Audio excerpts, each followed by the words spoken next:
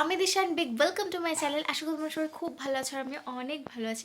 তো আজকে আমি যাচ্ছি রাসের মেলাতে। হঠাৎ করেই ঠিক হলো বাড়িতে যে চলো একটু মেলা থেকে ঘুরে আসা যাক, যেহেতু মেলা মনে হয় 3 দিন হচ্ছে। তো যাই হোক, চলো আমরা যাচ্ছি। আর মেলায় কি করি না করি সবটা তোমাদের সাথে শেয়ার করবো। তোমরা কিন্তু ফুল ব্লগটা দেখতে থাকো। তো চলো যাওয়া যাক। তো গাইস আমরা মেলায় চলে এসেছি। আর রাতে থেকে কিন্তু বেশ ভালোই ঠান্ডা পড়েছিল। এমনি সময় ঠান্ডা না থাকলেও রাতের দিকটা কিন্তু ভালোই ঠান্ডা লাগে। তো আমি পরে গেছিলাম একটা পাতলা জিন্সের জ্যাকেট, তো সেই জন্য আমার মোটামুটি ঠান্ডাও লাগছিলো। আর এদিকে দেখো ভিড়ও ছিল। আর আমরা কিন্তু আমাদের বাড়ি থেকে বেশ অনেকটা দূরেই রাসের মেলা দেখতে গেছিলাম। আমাদের বাড়ির কাছেও মেলা হয়, বাট আমরা সেখানে যাইনি। আর এখানে দেখো জীবন্ত রাস হয়, মানে ছোটো ছোটো বাচ্চারা ঠাকুর সাজে। আর এখানে যেমন একজন দুজনই আছে, এখানে একজন কৃষ্ণ সেজেছে আর একজন বেদব্যাস সেজেছে। তো এরকমই সেজেছে এখানে প্রত্যেকে। আর এখানে একজন দেখো সেজেছে মা সন্তোষী, একে কিন্তু খুব সুন্দর লাগছিল কাছ থেকে। আর এখানে দেখা করেছিল কলকির অবতার বা কিছু, মানে এইরকমই যাও একটা করেছিল। তারপর আমরা মেলা থেকে বেরিয়ে এসে এটা মানে বাইরে করেছিল, বাচ্চারা খেলছে ঘুরে ওড়াচ্ছে এইরকম টাইপের কিছু সিনারি এখানে করেছিল।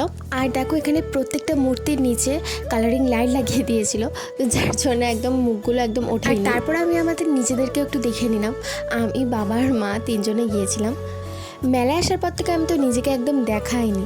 আর দেখো এখানে মা একদম চাদর টাদর গায়ে দিয়ে এসেছিলো, আর আমি পরে এসেছিলাম এখানে হালকা একটা পাতলা জ্যাকেট। তারপর আমরা চলে আসি আর একটা মেলাতে। আর জানো তো এখানে কিন্তু মানে একটাই এলাকার মধ্যে 2-3টে মেলা হচ্ছে। তারপর আমরা মা মেয়েতে হাসতে হাসতে গল্প করতে করতে আসছিলাম।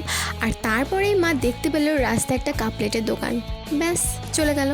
আর কে দেখে, মানে যে কোনো মেলায় গেলেই মায়ের এইসব জিনিস কিন্তু কিনতেই হবে, মানে একদম বাধ্যতামূলক। সেই অনুযায়ী মা এখানে নিয়েও নিল 2টো কফি কাপ। আর তারপর কেনাকাটা শেষ করে আমরা চলে আসি খাওয়ার দিকে। আর তারপরে আমরা খেয়ে নিই ভেলপুরি।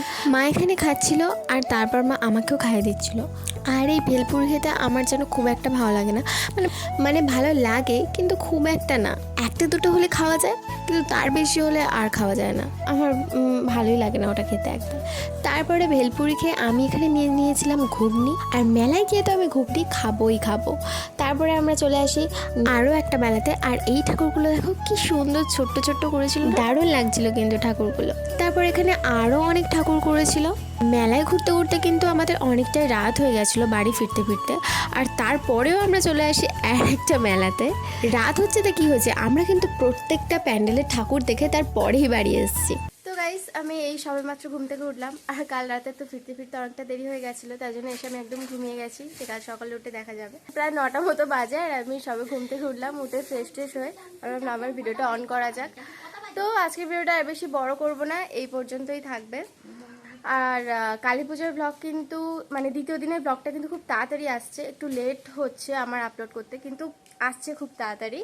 তো যাই হোক, আজকের ভিডিওটা এই পর্যন্তই। আর তোমাদের যদি এই ভিডিওটা ভালো লেগে থাকে তাহলে কি করবে, অবশ্যই করে লাইক শেয়ার কমেন্ট আর কি সাবস্ক্রাইব করবে।